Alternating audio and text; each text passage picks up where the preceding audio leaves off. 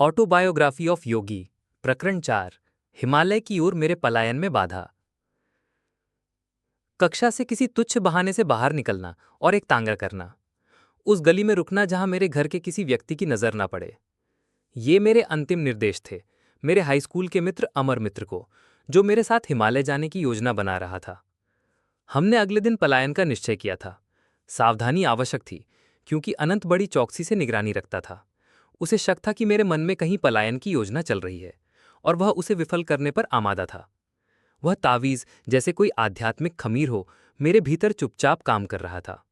हिमालय की बर्चीली चोटियों में मुझे उस गुरु की आशा थी, जिनका चेहरा बार बार मेरे स्वप्नों में आता था।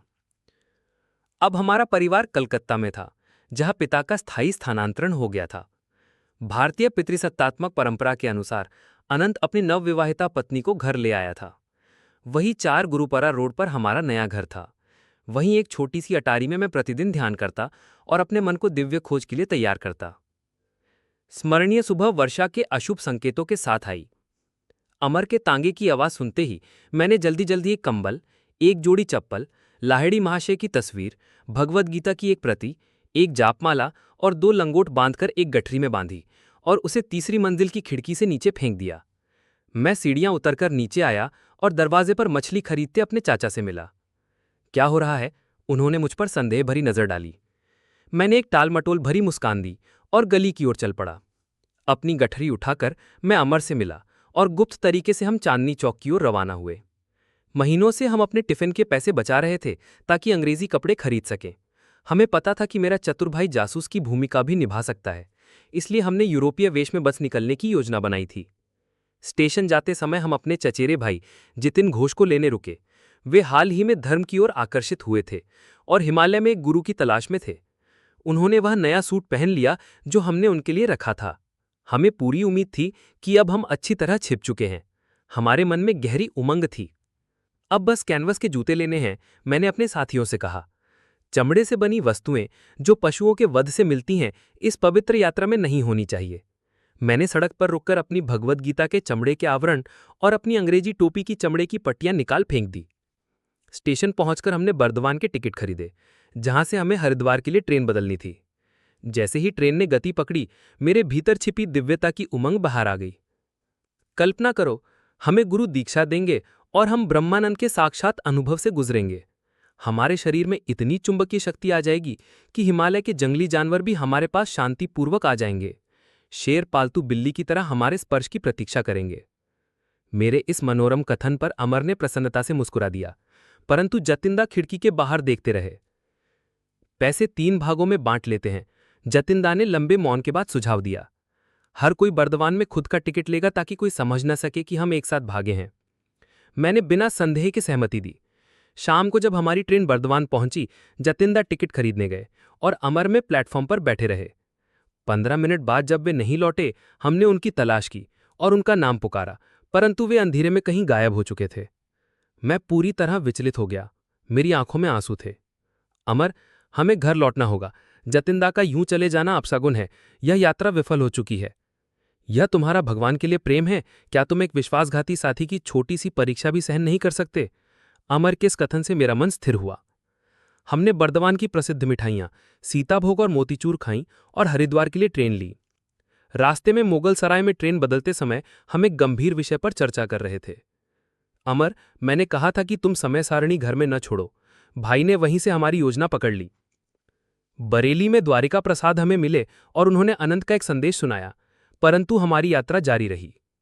हरिद्वार पहुंचते ही हमने देसी पोशाक पहन ली, क्योंकि हमारी यूरोपीय वेशभूषा की पहचान हो चुकी थी। हमने तुरंत ऋषिकेश के टिकट लिए, लेकिन एक पुलिस वाले ने हमें पकड़कर स्टेशन के विश्राम गृह में ले जाकर हमारा पैसा जब्त कर लिया। पुलिस अधिकारी ने हमसे कहा, तुम साधुओं के दीवाने हो, लेकिन तुमने उस संत से मुलाकात नहीं की जो हमने गंगा किनारे देखा था। हमने गलती से उस पर कुल्हाड़ी चला दी। उसका हाथ लगभग कट गया, फिर भी वह चुपचाप चलता रहा और कहा, यह तुम्हारी समझने योग्य भूल है। चिंता मत करो, मां देख रही है। उसने अपना हाथ अपने स्थान पर लगा दिया और खून बहना बंद हो गया। अमर और मैं उस दिव्य संत से मिलना पाने का अफसोस करने लगे। 3 दिन बाद अनंत और जतिन का भाई आ गए। अमर अपने भाई से मिलकर बहुत खुश हुआ, लेकिन मैं अनंत से रूठा हुआ था। तुम्हें बस बनारस चलकर एक संत से मिलना है और फिर पिताजी से मिलने के बाद तुम वापस हिमालय की खोज में जा सकते हो, अनंत ने मुझे समझाया। बनारस पहुंचने के बाद अनंत की योजना के अनुसार एक विद्वान और उसके पुत्र ने मुझे भटकाने का प्रयास किया। पुत्र ने कहा, तुम संसार छोड़कर सन्यासी बनोगे तो दुख पाओगे, अपने कर्मों को भोगे बिना तुम मुक्त नहीं हो सकते। मैंने भगवद गीता की श्री कृष्ण के वचन स्मरण किए, जो मनुष्य अत्यंत पापी होते हुए भी यदि मेरा अनन्य भक्त बन जाए तो वह शीघ्र ही धर्मात्मा हो जाता है और चिरकालिक शांति को प्राप्त करता है। हे अर्जुन, तू निश्चय पूर्वक जान ले, मेरा भक्त कभी नष्ट नहीं होता। लेकिन उस युवक की दृढ़ भविष्यवाणियों ने मेरे आत्मविश्वास को थोड़ा सा हिला दिया था। मैंने पूरे हृदय से ईश्वर से मौन प्रार्थना की, हे प्रभु, यदि तू चाहता है कि मैं सन्यासी का जीवन अपनाऊं या गृहस्थ का, तो मेरी इस उलझन को यहीं और अभी सुलझा दे। मैंने देखा कि एक सज्जन रूप वाले साधु पंडित के घर की बाड़ के बाहर खड़े थे। स्पष्ट था कि उन्होंने मेरे और उस स्वयंभू भविष्यवक्ता के बीच हुई चर्चा सुन ली थी, क्योंकि वो अपरिचित व्यक्ति मुझे अपनी ओर बुला रहे थे। उनकी शांत आंखों से मुझे एक जबरदस्त शक्ति का संचार महसूस हुआ। बेटा, उस अज्ञानी की बात मत मानो। तुम्हारी प्रार्थना के उत्तर में प्रभु ने मुझे ये कहने भेजा है कि तुम्हारे जीवन का एकमात्र मार्ग सन्यास का ही है। इस निर्णायक संदेश को सुनकर मैं विस्मय और कृतज्ञता से मुस्कुरा उठा। उस आदमी से दूर हटो, अज्ञानी मुझे आंगन से पुकार रहा था। मेरे संत से मार्गदर्शक ने अपना हाथ आशीर्वाद के लिए उठाया और धीरे धीरे वहां से चले गए। वो साधु भी तुम्हारी तरह पागल है, ये टिप्पणी उस वृद्ध पंडित ने की। वो और उसका पुत्र मुझे दुखी दृष्टि से देख रहे थे। सुना है वो भी ईश्वर की खोज में अपना घर छोड़ चुका है। मैंने उनसे मुंह फेर लिया। मैंने अनंत से कहा कि अब मैं इन मेजबानों से कोई और बातचीत नहीं करूंगा। मेरे भाई ने तुरंत विदा होने की बात मान ली। हम जल्द ही कलकत्ता की ओर ट्रेन से रवाना हो गए। श्रीमान जासूस, आपको कैसे पता चला कि मैं 2 साथियों के साथ भागा हूं? मैंने अनंत से वापसी यात्रा में जिज्ञासा से पूछा। वो शरारत भरी मुस्कान से बोले, तुम्हारे स्कूल में पता चला कि अमर अपनी कक्षा से निकला और फिर लौटा नहीं। मैं अगले दिन उसके घर गया और वहां एक चिन्हित समय सारणी टाइम टेबल ढूंढ निकाली। अमर के पिता उस समय गाड़ी में बैठ रहे थे और कोचवान से बात कर रहे थे। मेरा बेटा आज मेरे साथ स्कूल नहीं जाएगा, वो कहीं गायब हो गया है, वे दुखी स्वर में बोले। एक दूसरे कोचवान से सुना कि आपका बेटा और 2 अन्य लड़के यूरोपीय सूट में हावड़ा स्टेशन से ट्रेन में चढ़े थे। उन्होंने अपने चमड़े के जूते गाड़ीवान को भेंट कर दिए थी। इस तरह मेरे पास 3 सुराग थे, वो टाइम टेबल, 3 लड़के और उनका यूरोपीय वस्त्र। मैं अनंत की बातों को हंसी और झंझराहट के मिले जुले भाव से सुन रहा था। हमारी कोचवान को दी गई उदारता कुछ ज्यादा ही हो गई थी।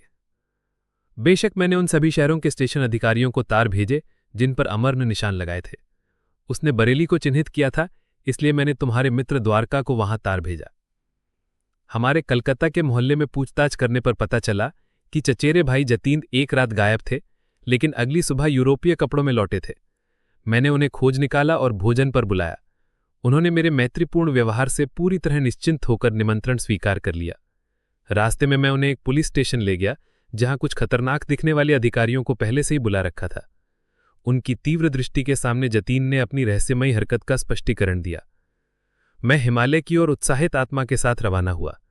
गुरुओं से मिलने की प्रेरणा से मन पुलकित था, लेकिन जब मुकुंद ने कहा कि हमारी ध्यानावस्थाओं में हिमालय की गुफाओं में बाघ सम्मोहित हो जाएंगे और हमारी बगल में पालतू बिल्ली जैसे बैठेंगे, तब मेरे शरीर में सिहरन दौड़ गई। मेरे माथे पर पसीने की बूंदें उभर आईं। मैंने सोचा कि यदि ध्यान की शक्ति से बाघों की प्रकृति नहीं बदली तो क्या वे हमें घर की बिल्लियों जैसा स्नेह देंगे? मेरी कल्पना में मैं खुद को किसी बाघ के पेट में अनिवार्य रूप से समाते हुए देख रहा था। पूरा शरीर एक साथ नहीं बल्कि टुकड़ों में खाया जा रहा था। जतीन की इस हरकत से पहले जो क्रोध था अब वो ठहाकों में बदल गया। ट्रेन में घटी ये हास्यास्पद घटना सारी परेशानी की भरपाई कर गई। मुझे थोड़ी सी तसल्ली भी हुई। जतीन भी पुलिस से बच नहीं पाया। अनंत, तुम जन्मजात गुप्तचर हो। मेरे हंसमुख लेकिन थोड़े झुंझलाए चेहरे से ये भाव प्रकट हुआ। और मैं जतीन से कहूंगा कि मुझे ये जानकर अच्छा लगा कि उसकी हरकत विश्वासघात से नहीं बल्कि आत्मरक्षा की बुद्धिमत्ता से प्रेरित थी। कलकत्ता लौटकर पिता ने मुझसे बड़े प्यार से अनुरोध किया कि मैं अपनी उच्च विद्यालय की पढ़ाई पूरी होने तक यातनाओं से बचूं। मेरी अनुपस्थिति में उन्होंने एक योजना बनाई थी, एक संत स्वरूप पंडित स्वामी केवलानंद को घर पर नियमित रूप से बुलाने की। ये ऋषि तुम्हारे संस्कृत गुरु होंगे, मेरे पिता ने विश्वासपूर्वक घोषणा की। पिता आशा करते थे कि एक विद्वान दार्शनिक से पढ़ाई से मेरी धार्मिक जिज्ञासाएं शांत हो जाएंगी। लेकिन परिस्थितियां उलट गईं। मेरे नए गुरु ने मुझे शुष्क व्याकरण नहीं बल्कि ईश्वर की आग में और भी झोंक दिया। मेरे पिता को यह ज्ञात नहीं था कि स्वामी केवलानंद लहरी महाशय के एक महान शिष्य थे। लहरी महाशय ने हजारों शिष्यों को अपनी दिव्य आकर्षण से मौन रूप से अपनी ओर खींचा था। बाद में मैंने जाना कि लहरी महाशय केवलानंद को अक्सर ऋषि या प्रबुद्ध संत कहते थे। मेरे गुरु के घुंघराले बाल सुंदर चेहरे को घेरते थे। उनकी आंखें मासूम और पारदर्शी थीं, जैसे किसी बालक की। उनका तन हल्का था, लेकिन उनके सारे हाव भाव में शांति और स्थिरता थी। वे सदा कोमल और प्रेमपूर्ण थे, लेकिन उनके भीतर अनंत चेतना का निवास था। हमारे कई आनंदमय घंटे गहन क्रिया ध्यान में बीतते। केवलानंद शास्त्रों के ज्ञाता थे और उन्हें शास्त्री महाशय के रूप में जाना जाता था। लेकिन मेरी संस्कृत में कोई विशेष प्रगति नहीं हुई। मैं हर अवसर का उपयोग करता कि ग्रामर छोड़कर योग और लहरी महाशय की चर्चा करूं। एक दिन मेरे गुरु ने स्वयं अपने गुरु के बारे में कुछ बताया। मुझे यह सौभाग्य मिला कि मैं 10 वर्षों तक लहरी महाशय के निकट रह सका। उनका बनारस स्थित घर मेरा रात्रिकालीन तीर्थ बन गया। वे हमेशा प्रथम मंजिल के एक छोटे बैठक कमरे में पद्मासन में बैठे रहते। शिष्य उन्हें माला पहनाते और अर्धवृत्ताकार उनके सामने बैठते। उनकी आंखों में दिव्य आनंद की चमक होती। वे आधी बंद आंखों से भीतर की अनंत आभा में झांकते रहते। वे अधिक नहीं बोलते थे। कभी कभी किसी जरूरतमंद शिष्य पर उनकी दृष्टि टिकती, तब उनके शब्द प्रकाश की वर्षा की तरह बहते। उनकी दृष्टि से मेरे भीतर एक अवर्णनीय शांति खिल उठती थी। मैं जैसे अनंत के कमल की खुशबू में भीग जाता था। बिना कुछ कहे भी उनके पास रहना मेरी आत्मा को बदल देने वाला अनुभव था। यदि ध्यान में कोई अवरोध आता तो मैं उनके चरणों में ध्यान करता और वहां सबसे सूक्ष्म स्थितियां भी सहजता से उपलब्ध हो जाती। लहरी महाशय कोई किताबों के पंडित नहीं थे। वे ईश्वरीय पुस्तकालय में सहजता से प्रवेश कर लेते थे। उनकी वाणी ज्ञान की धारा की तरह बहती। यदि कोई उनसे वेदों में वर्णित चेतना की विभिन्न स्थितियों को समझाने को कहता तो वे कहते, मैं स्वयं उन स्थितियों से गुजर कर बताऊंगा। वे कभी केवल याद किए हुए विचार नहीं बताते थे। कृपया इन श्लोकों का अर्थ वैसे बताइए जैसे आपके भीतर वो भाव उभरे। वे पास बैठे किसी शिष्य से कहते, मैं तुम्हारे विचारों का मार्गदर्शन करूंगा। इस तरह उनकी कई शिक्षाएं शिष्यों द्वारा टिप्पणी सहित दर्ज की गईं। वे कभी भी अंधविश्वास की सलाह नहीं देते थे। शब्द केवल खोल हैं, वे कहते। ईश्वर की उपस्थिति का अनुभव स्वयं ध्यान में करके प्राप्त करो। चाहे शिष्य की समस्या कुछ भी हो, गुरु का समाधान था क्रिया योग। ये योग पद्धति मेरी देह के बिना भी अपनी शक्ति नहीं खोएगी। ये केवल सिद्धांत नहीं, अभ्यास का मार्ग है। क्रिया से निरंतर मुक्ति की ओर बढ़ो। मेरे अनुसार क्रिया मानव द्वारा अनंत की खोज में खोजा गया सबसे प्रभावी माध्यम है। केवलानंद ने पूरी निष्ठा से ये कहा। इसके द्वारा वह सर्वशक्तिमान ईश्वर जो हर मनुष्य में छिपा है, लहरी महाशय और उनके कई शिष्यों के रूप में मूर्त रूप में प्रकट हुआ है। एक मसीहवत चमत्कार लहरी महाशय ने केवलानंद की उपस्थिति में किया था।